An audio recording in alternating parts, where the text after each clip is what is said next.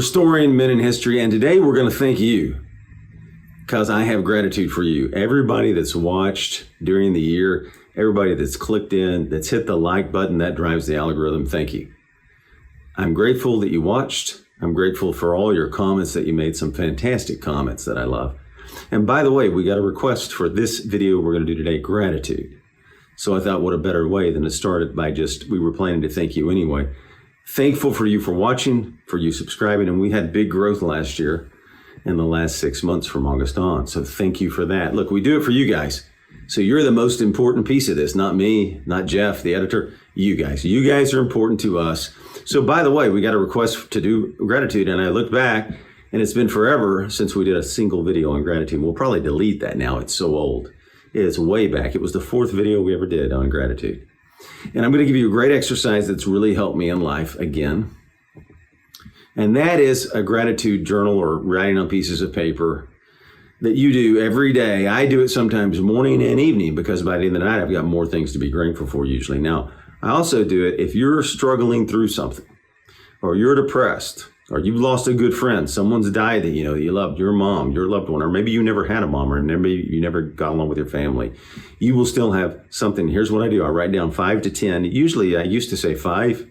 I looked back. I used to say 5 things, but I noticed that I do like 10, 15 every day. Now I like to do it in the morning if I've lost a deal during the day or something's gone awry during the day, I'll just sit down and write on a piece of paper 10, 15 things I'm grateful for. And I think it will change your mindset. This is something that we're going to give you some research in an article here in a second of some proven scientific facts, but it's helped me. And I hope it helps you. Why do we do this, by the way? Why are we grateful to you? We do this to try to have an impact, help people, entertain. I don't know. We're doing it to help people, right? In the end, we want to have an impact. So I hope this helps because we want to be of help and service to you. You're the audience. You're the friends of ours. You're the community. So thank you. So if you can get a piece of paper or do it on your computer or your phone, write down 15 things you're grateful for. What can it be? It could be a good cigar, a book you like, an author you like, your mom, your friend that you go out with, a good lunch, a sunset, a walk, anything that you're grateful for, your health. You got a lot of things probably to be grateful for, right? I write down 15 things pretty fast. If you get to sleep somewhere and not outside on the street, if you've had the ability to make some money in a month at a job or a business you started or something you sold, that's a thing to be grateful for, right? If you lost your job and you've been out of work for a while, what can you be grateful for, right? A lot of people get fired sometimes. You can still have things you're grateful for, right? So what we're trying to do is focus on what you have instead of what you don't have. And by the way, if you have a girlfriend, this is not in the gratitude video, but I'm going to throw it in. If you can focus on what you have and what you don't have, and in people, probably should be in a different video, but I'm going to put it in here. If you have a girlfriend and you focus on her good qualities, your love for her might increase instead of focusing on anything if there's anything negative. But if you focus on the good things in your life, the good things in your girlfriend, I think you'll be more appreciative. Now, there's another exercise you can do for gratitude. Number 1 is get a journal, a gratitude journal, or write it on a piece of paper or put it in your computer. Write down 15 things at the beginning of the day.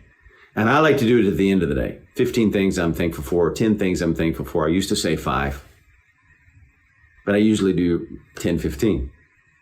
What does this do? It just makes me feel better and helps me focus better on goals I want to achieve rather than focusing on a deal I might have lost or something that went awry.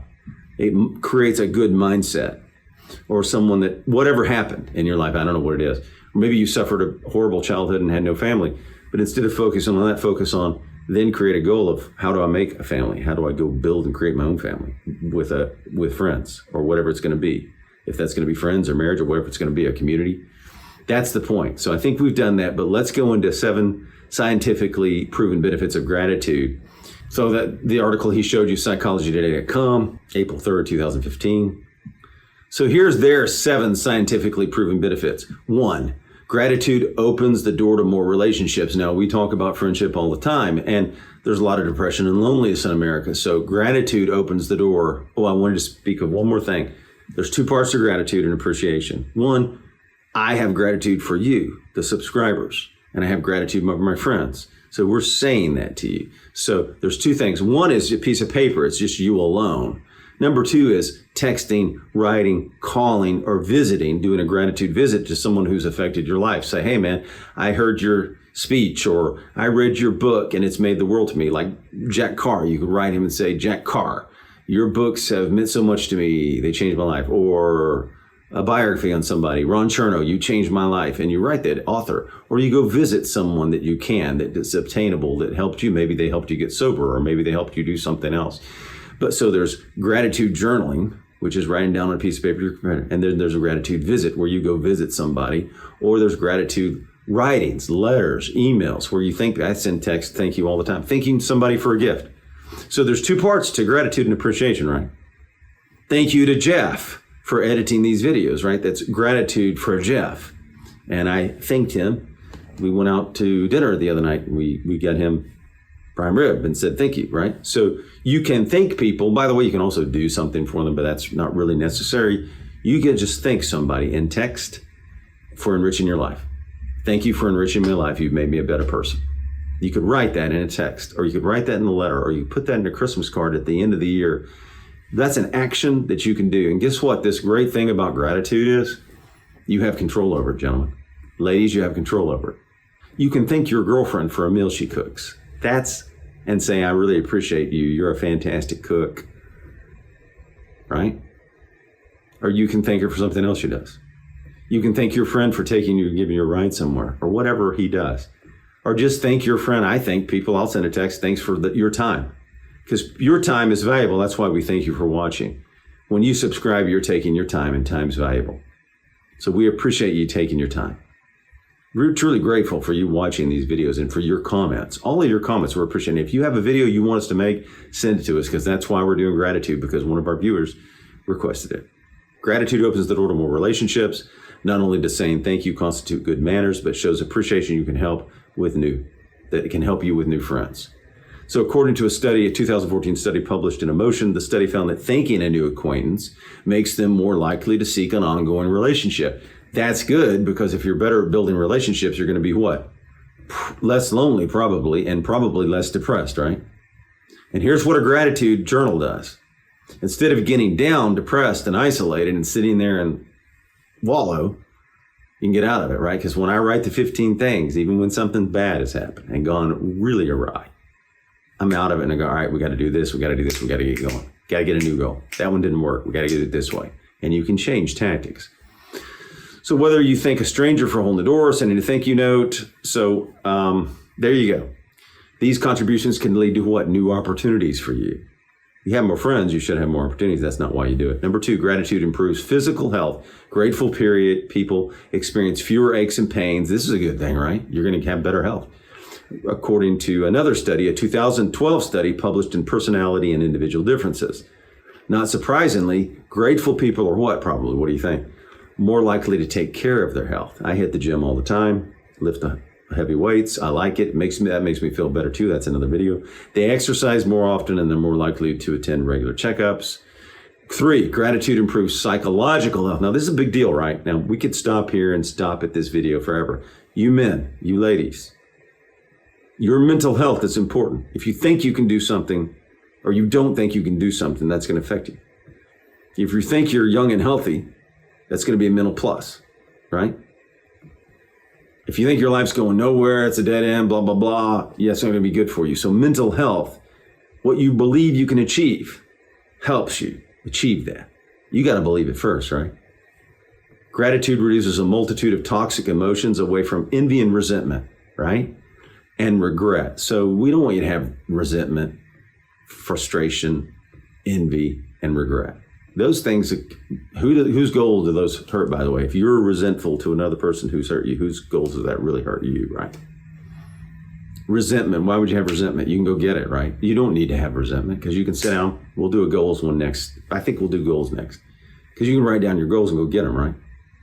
You're men, you're ladies, you can write down your goals and go get them. So you shouldn't have resentment and regret. Robert Emmons, a leading gratitude researcher, has conducted multiple studies on the link between gratitude and well-being. His research confirms that gratitude effectively increases what? Happiness. Remember the pursuit of happiness and the Declaration of Independence? And reduces what? Depression. We got a major problem with depression in the United States right now, right? So we don't want you to be depressed if this can help. Hey, listen, we throw things out. We want to make you better. We want to help. We don't know if it's going to help. But reducing depression is a big thing, and there are a lot of people. I think I saw one study said this was around the highest ever in the United States for depression, in men and women. So if this will help you with depression, that's a good thing, right? It will help your health. Gratitude enhances empathy and reduces aggression. That's a good thing, right? Have you seen all the videos of the people doing all the crazy things in the New York subways and everything else? I'm not going to say that's the whole problem, but if you wake up and you write down 15 things and say, I'm grateful for this, it's going to change your mindset. It changes mine when something bad's gone right. It has changed my mindset on the same minutes after I do it and got me focused on the goal. It has worked for me. Grateful people are more likely to behave in a pro-social manner, even when others behave less kindly. That's a good thing. I think it's true. 2012 study by the University of Kentucky.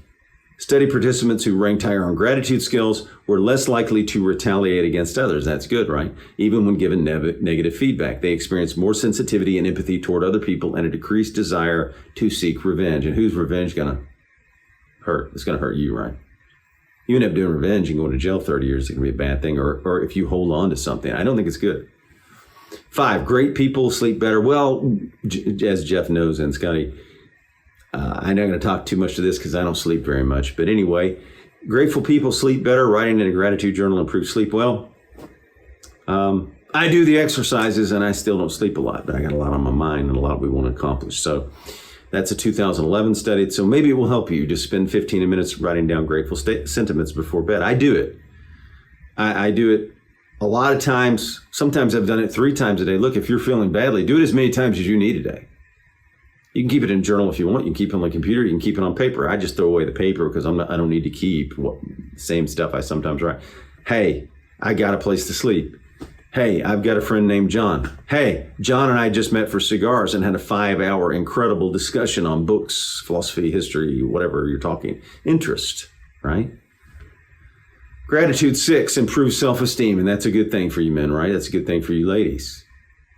A 2014 study published in the Journal of Applied Sports Psychology found that gratitude increased athletes' self-esteem, an essential component of optimal performance. We want you to reach your best in life, and especially this. You got a new year coming. We want you to reach your potential and your best. So if this exercise will do it, that's a good thing. Other studies have shown that gratitude reduces social comparisons. Now let me stop here. We've talked about this before. Unless it helps you, and again, anything that helps you is fine. But I've listened to a lot of people, and it hasn't been helping them. So I know from experience of listening to people and comments they've made and where their life's at in different places. If you're looking saying, I'm resentful to that, I resent that person has that house or has that job or has this, I don't think it helps most people. Now, if it's a competitive thing, you're going to beat that guy, I don't know, maybe that helps. But I don't think resentment versus competition helps the person. Competition's fine if you want to, get better and compare yourself and say, I'm going to beat this mile marker or something. But that's different. I'm talking about resentment. And you don't need to be resenting people. You just need to go get it. You need to sit down, write down your goal. We'll do goals next. We don't want to get into that. Resentful people who have more money or better jobs, a major factor in reduced self-esteem. So what's he saying it does?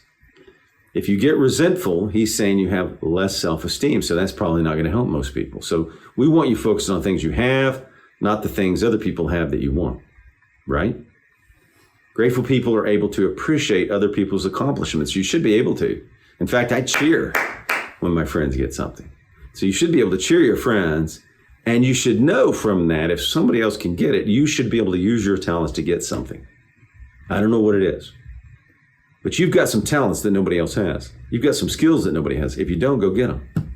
You got some talents, and there's only one of you. So you're unique, and nobody else is like you. So there's a way for you to achieve things. You can do it, and you're important.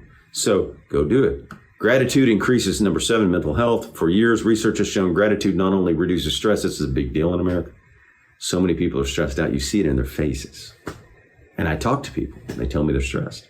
I hear it all the time. So gratitude will reduce you know how many times I've told people that are stressed to write this exercise down? I've said this for years, this exercise, by the way. I've been doing this exercise for years and years. It was our 4th video. We're probably going to delete that now because it's so old. And it's not a good camera. But anyway, 2006 study published in, also, it may play a major role in overcoming trauma. What if you had a horrific childhood? I talk to people that had a horrific childhood, terrible problems with their parents, right? And there's so many bad divorces and things like that. And there's so many bad ones. And it leaves a lasting mark. How do you get out of that? What if you're grateful for the family and friends you created, that you have control of them? Here's the great thing about the journal, or going to text somebody to say thank you, or writing a thank you letter, or doing a gratitude visit. Again, there's action, there's the feeling of attitude, and there's the action of gratitude, right? You can be grateful to people. You can tell them.